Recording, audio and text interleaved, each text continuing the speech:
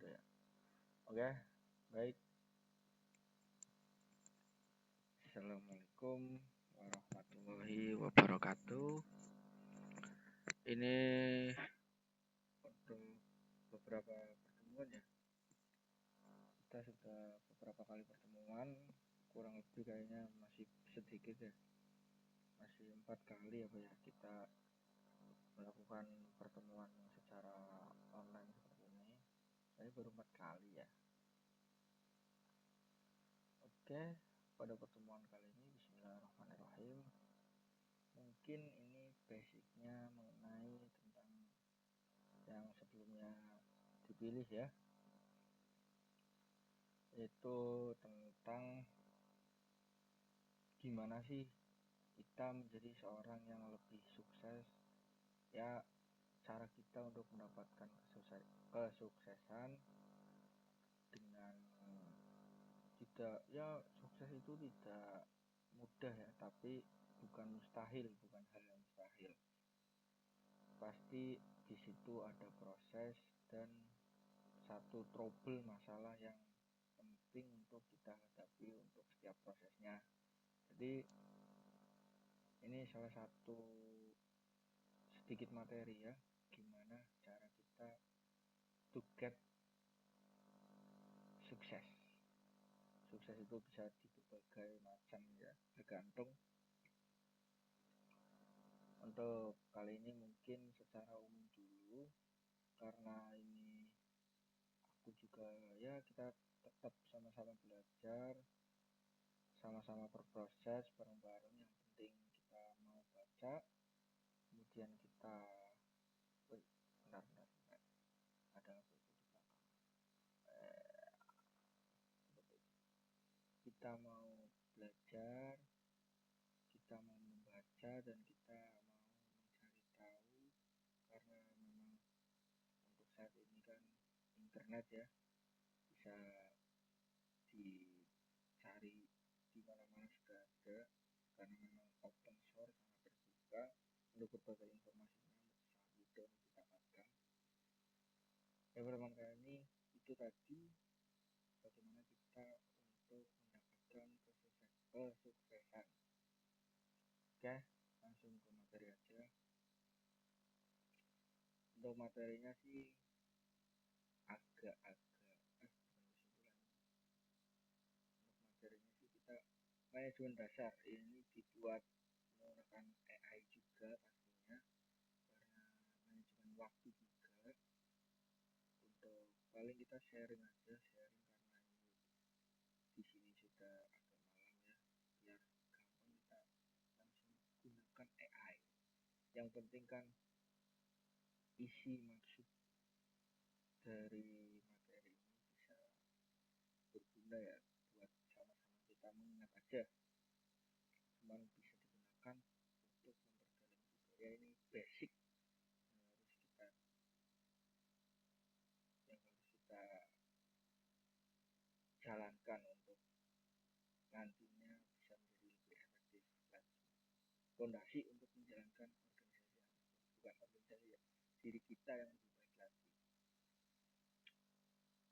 Oke, ini bukan soal manajemen ya, walaupun kita berbicara soal untuk gimana sih untuk menjadi sukses, itu sangat melebar sekali ya. Kalau bagaimana cara menjadi sukses sangat melebar, soalnya saya juga sendiri belum sukses, saya masih belajar juga, kita sama-sama belajar. Yang pertama ada pengertian manajemen. Nah, orang yang pasti sukses itu pasti dia benar-benar manage waktunya itu dengan baik. Ada pembagian prioritas, skala prioritas tersendiri untuk waktu dan jam-jamnya. Setiap waktunya itu sangat berharga. Dia memprioritaskan mana yang penting dan mana yang benar-benar krusial untuk dia jalankan terlebih dahulu. Mungkin bisa dari selama 24 jam.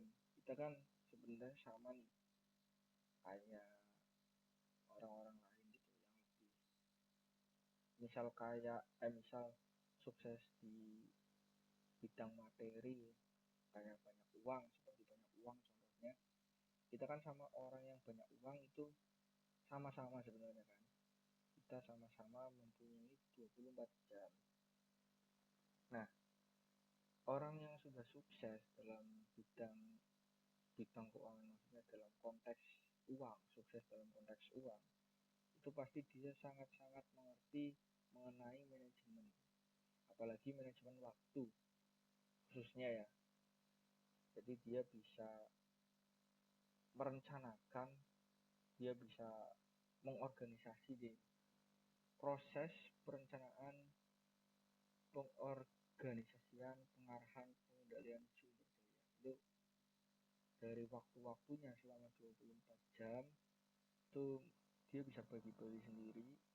Misal dari jam 4 kita mulai beraktivitas ya, contoh jam 4 udah mulai beraktivitas.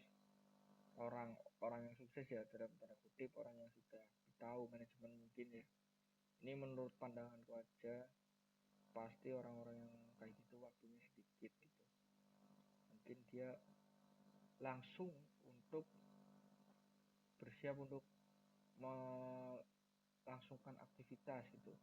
Dengan kalau kita kan mungkin jam 4 subuhan terus tidur lagi, bangun lagi jam 6 atau jam 7 untuk beraktivitas gitu. Yaitu orang yang sukses, yang sudah tahu gimana manajemen waktu itu, pasti dari jam 4 dia tidak langsung tidur. Jam 4 dia baca buku, belajar selama 1 jam, jam 5 salat subuh, ngaji dan lain-lain kan bisa ya.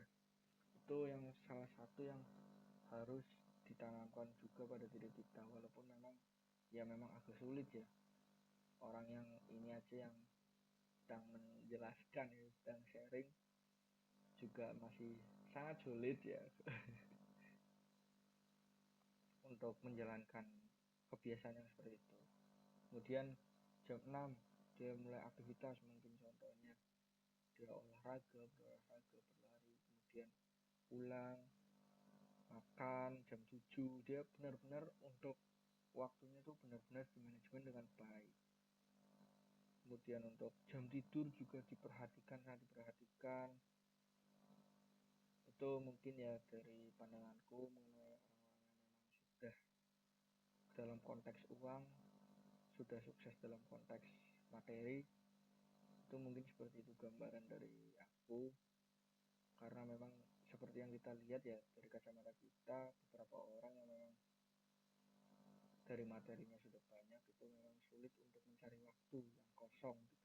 Contoh dosen sendiri kan juga, kita ketika mencari dosen atau kita sedang butuh dosen itu kan susah untuk ditemui, karena memang manajemen waktunya mereka sudah ada sendiri-sendiri per hari gitu. Jadi pas malamnya sebelum mau tidur pasti mereka mencatat apa yang akan dilakukan besok gitu. Kemudian tujuan manajemen yang itu di sini mencapai tujuan organisasi secara efisien dan efektif. Nah, tujuan dari yang tadi manajemen, seperti contohnya tadi manajemen waktu, itu tujuannya untuk mendapatkan benar-benar mendapatkan sesuatu yang sangat efisien, sudah tertata dan efektif. Seperti waktunya kita nggak terbuang sia-sia gitu, karena memang waktu itu yang paling penting ya, waktu paling penting, gak bisa kembali lagi gitu. Kalau udah lewat ya udah nggak bisa kembali lagi gitu. Beberapa orang yang sudah kaya ya, sudah mapan dalam bidang materi, sudah sukses, itu pasti pengen dia kembali muda lagi gitu. Padahal udah tua nggak punya waktu untuk main-main lagi, bisa aja kan seperti itu. Selanjutnya ada fungsi-fungsi manajemen. Yang pertama, perencanaan. Tentukan tujuan dan langkah mencapai. Perencanaan ya, atau mungkin dalam bahasa Inggris planning, itu cara kita untuk merencanakan segala sesuatu yang dibutuhkan. Contohnya seperti tadi itu untuk manajemen waktu, contohnya kita merencanakan jam-jam kita, hari-hari kita mau ngapain, itu sudah benar-benar jelas, dan bagaimana kita mencapainya itu kan dipikir di planning ketika kita memikirkan benar-benar apa yang harus disiapkan gitu. Dan yang kedua, organizing atau staffing, susun struktur dan sumber daya. Ini dalam konteks manajemen yang seperti entrepreneur atau gimana gitu. Planning itu kan awal dari merencanakan, kemudian kedua organizing atau staffing, mengelompokkan segala sesuatu. Jadi semuanya itu, misal kita jadi bos, kita harus benar-benar tahu bagaimana mengelompokkan orang-orang yang memang berkompeten di bidangnya. Contoh seperti kita ya, aku bos gitu, butuh seorang akunting, pasti kita kan harus mengelompokkan orang yang memang benar-benar punya basic atau kompeten di bidang akunting. Kemudian actuating atau cara merealisasikan. Ketika kita sudah punya planning, kita sudah punya rencana, kemudian kita sudah mengelompokkan bagaimana caranya untuk mencapai itu. Untuk mencapai kita harus organizing atau staffing, itu mengelompokkan cara ini. Kemudian actuating, yang ketiga itu actuating merupakan cara merealisasikan apakah sesuai dengan planning, kembali lagi ke planning lagi, ke perencanaan, apakah sudah sesuai dengan planning yang awal atau belum. Kalau belum, kita kembali lagi ke awal planning. Kita mau jadi sukses, kita mau jadi kaya, planningnya harus belajar. Misal aku sebagai mahasiswa ya, aku pengen punya IPK 4, aku pengen punya IPK 4 atau paling tidak 3,5 untuk mencapai cum laude. Aku punya planning seperti itu. Kemudian organizing, mengelompokkan caranya itu bagaimana untuk aku mendapatkan IPK 3,5, IPK 4 lah gampangnya, 3,5 atau 4. Gimana caranya untuk aku bisa mendapatkan IPK seperti itu? Itu akan diorganising atau di staffing, dikelompokkan cara-caranya bagaimana. Kemudian actuating merupakan cara merealisasikan. Itu bagaimana realisasinya? Apakah aku harus belajar dari subuh, ataukah aku harus membaca dari subuh sampai sore? Apakah aku harus bagaimana, ikut pelatihan atau gimana? Aku belajar berangkat kelas, atau bagaimana aku harus lihat YouTube atau bagaimana? Ketika nggak sesuai dengan planning, pada saat merealisasikan, kita balik lagi ke planning yang pertama. Planningku balik pengen IPK 4. Kemudian lewat lagi diorganisasikan lagi. Caranya bagaimana? Aku harus memprioritaskan beban SKS yang tinggi biar nilaiku ikut tinggi, beban SKS yang rendah dibiarkan saja. Otomatis kan itu akan menjadi satu cara ya untuk mendapat planning tadi, rencana tadi. Dan itu kembali lagi ke bawah lagi, habis organizing, staffing, actuating lagi, cara realisasinya gimana. Ketika udah direalisasikan, kemudian kita tinggal controlling, kita tinggal mengontrol, koreksi. Koreksi, ukur kinerja, apakah kita sudah bekerja sesuai dengan actuating kita, ataukah kita sudah sesuai dengan perencanaan kita, rencana yang dari awal kita coba untuk realisasikan. Itu nanti dalam poin 4 ini controlling atau pengendalian, koreksi, apakah ada yang belum sesuai, apakah ada yang belum pas gitu. Jadi ya ingat ya, yang pertama the planning itu merupakan benar-benar basic manajemen ya. Planning, organizing atau staffing, kemudian actuating, dan yang terakhir controlling, pengendalian. Planning merencanakan, organizing mengorganisasikan, mengkelompokkan, kemudian actuating itu cara merealisasikannya gimana, kemudian yang terakhir controlling, kita harus mengontrol dari yang poin 3, poin 2, kemudian ke poin 1.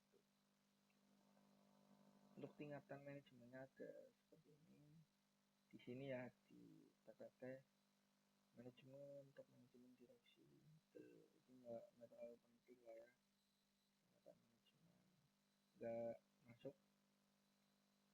Kemudian kita masuk ke keterampilan manajerial. Untuk teknisnya sendiri kita harus mampu spesifik sesuai dengan kemampuan spesifik sesuai bidang kerja kita, interpersonal, komunikasi, kepemimpinan, dan kerja tim. Dan yang tiga konseptual, berpikir strategis dan analitis. Namun untuk ini tambahkan, ini nggak perlu ya, karena kita ini di sini nggak perlu, karena kita nggak terlalu membahas ini. Gaya kepemimpinan cukup kita tahu aja di sini. Gaya kepemimpinan ada otoriter, itu kontrol penuh, nggak mau ada suara lain, pokoknya suara cuma satu, belum demokratis kayak di negara kita demokrasi. Dan yang ketiga laissez faire, kebebasan anggota tim. Ini karena kita menggunakan AI ya, jadi kita agak melebar ya, cuman nggak apa-apa. Nah, untuk contoh penerapan manajemen itu ada 4: manajemen proyek, manajemen waktu, manajemen SDM, dan manajemen keuangan. Yang pertama manajemen proyek itu dari diri kita sendiri. Kita memanage diri kita untuk jadi lebih baik. Kemudian dari manajemen waktu, seperti yang dari awal sudah dibahas ya sedikit, kita bisa memanajemen waktu kita, mengatur waktu kita sendiri. Yang ketiga kita penerapan manajemen di sumber daya, kita mengatur ya. Tadi kan waktu sudah diatur, dari diri sudah diatur, kemudian waktunya sudah diatur, maka kita akan mendapat sumber daya, pikiran kita akan terbuka yang bisa membuat kita jadi lebih baik ya. Yang terakhir manajemen keuangan. Selain itu ya, orang yang memang sudah mapan dalam sukses dalam konteks materi, pasti dia melek untuk manajemen diri sendiri, manajemen waktu, manajemen sumber daya, dan manajemen keuangan. Orang-orang yang sudah mendapat konteks dalam sukses keuangan itu pasti tahu banget caranya manajemen keuangan biar uang itu terus muter. Bukan dia kerja untuk uang, tapi memang uang yang kerja untuk dia. Ini gimana untuk mendapatkan manajemen SDM? Kita harus punya skill ya, lagi-lagi punya skill, punya kompetensi, sehingga kita bisa lebih unggul daripada sumber daya manusia yang lain.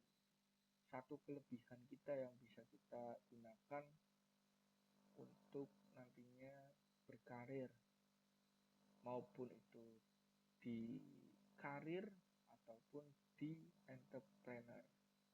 Ini yang paling benar-benar paling ini di manajemen keuangan ya. Kita harus lagi-lagi mengatur keluar masuknya uang dan bagaimana uang itu berputar. Nanti mungkin kita akan sedikit bahas ini ya. Untuk pertemuan berikutnya ini mungkin kita akan bahas tentang manajemen waktu dan manajemen keuangan. Untuk manajemen diri sendiri mungkin bisa kembali lagi ke diri kamu masing-masing, bagaimana kita mengatur diri kita dan dengan manajemen sumber daya bisa kembali lagi ke diri masing-masing. Pertemuan berikutnya kita akan belajar manajemen waktu dan manajemen keuangan. Walaupun yang berbicara juga untuk manajemen waktu masih jauh dan manajemen keuangan masih jauh, apalagi manajemen poin 1 dan poin 3.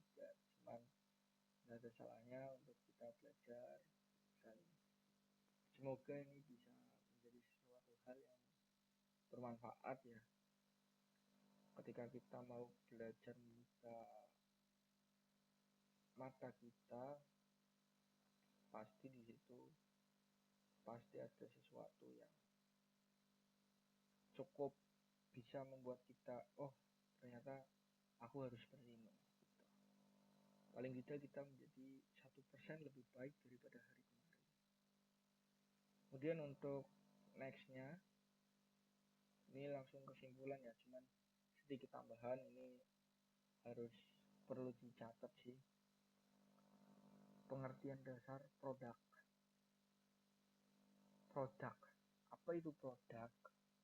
Kamu tahu produk tidak? Produk itu sesuatu yang bisa dijual.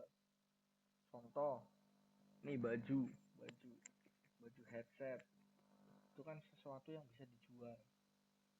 Namun selain itu, kita juga bisa menjual jasa. Karena misal kita kerja capek, pasti kan kita dapat uang. Itu jasa merupakan produk juga yang jenisnya itu non fisik, tidak kelihatan. Kalau baju kan fisik, headset fisik kelihatan, kalau jasa kan enggak. Nah, untuk itu makanya kita harus belajar, memperbanyak skill, kemampuan, apa yang bisa kita jual, apa yang bisa menghasilkan untuk kita. Aku nggak nyuruh kamu untuk jadi bawahan terus seperti tadi, apa yang bisa kamu jual gitu kan. Cuman penting memang ketika kita mempunyai kompetensi ataupun kita mempunyai satu keahlian, pastikan orang mencari kita untuk mengerjakan sesuatu. Jadi uang yang mengejar kita gitu. Itu yang bisa dijual.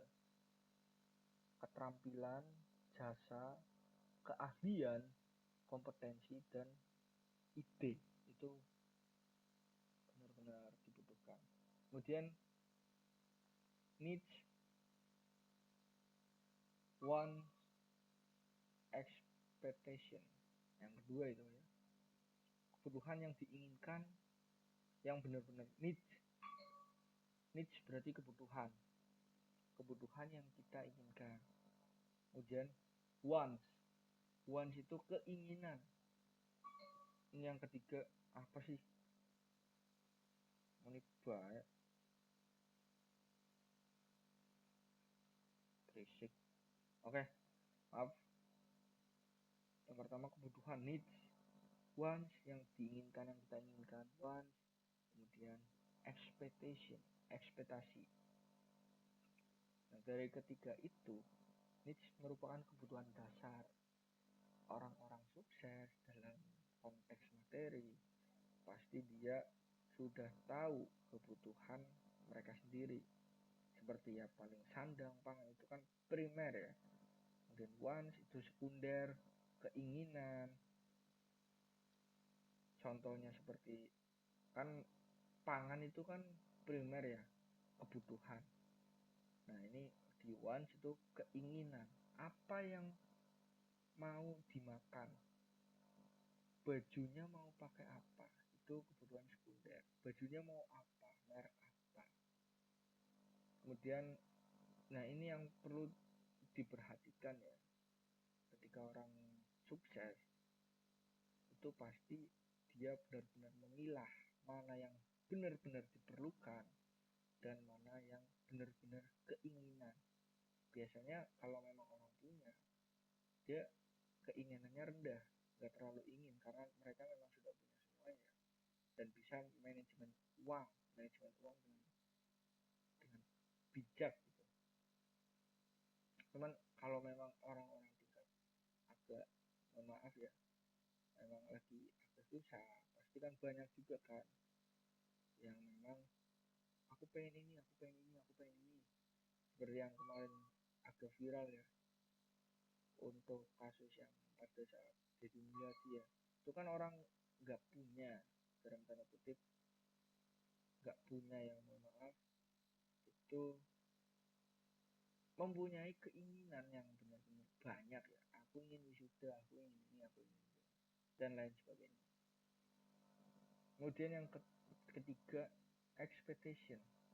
Expectation tuh bagaimana rumahnya, ekspektasi pasar bagaimana rumahnya, makanya bagaimana, itu pikiran ketiga, itu kayak sekundernya lah, mohon maaf, maaf, itu kayak memang benar-benar kebutuhan tersier lah, yang benar-benar tidak terlalu krusial apabila tidak dikabulkan gitu, tidak terwujud, itu tidak terlalu krusial, itu terlalu penting. Balik lagi sama kayak tadi, wants yang diinginkan, pengennya apa, kan sekunder, pengen makannya apa, pengen bajunya apa, pengen rumahnya gimana. Kalau expectation itu ekspektasi pasar, jadi kita harus juga tahu yang dibutuhkan pasar itu seperti apa untuk kedepannya, jika kita memang mau untuk berusaha menjadi seorang entrepreneur ataupun seorang pengusaha gitu. Kita harus tahu ekspektasi mereka yang di luar sana seperti apa mengenai barangnya. Misal barang itu, kita misal dagang dengan barang itu, kita mau bikin es teh, es tehnya mau yang seperti apa, memang kebutuhan pasarnya kayak apa. Oke, mungkin sampai di sini di kesimpulan, yang aku baca kesimpulan, manajemen penting merupakan elemen kunci keberhasilan dari suatu organisasi. Organisasi itu merujuk ke diri kita sendiri. Pemahaman dasar, kita harus belajar pemahaman dasar ya, dimulai dari video seperti ini, mungkin bisa untuk membantu untuk memahami ya. Kemudian ini membantu kelola sumber daya yang efektif dan keseimbangan. Kita juga perlu keseimbangan dari fungsi yang tadi, manajemen, antara keterampilan dan gaya kepemimpinan kita. Ya, ibaratkan saja gaya kepemimpinan itu seperti sikap kita pada orang lain. Oke, mungkin itu aja, cukup dari aku karena sudah terlalu banyak berbincang ya. Terima kasih karena sudah menyimak. Semoga video ini bermanfaat ya. Aku pengen kamu jadi lebih baik dari kemarin lagi. Mohon maaf juga baru update karena masih ada keterbatasan waktu, dan ini juga materi seadanya. Mungkin ini materi yang bisa aku sampaikan, soalnya aku juga masih belajar.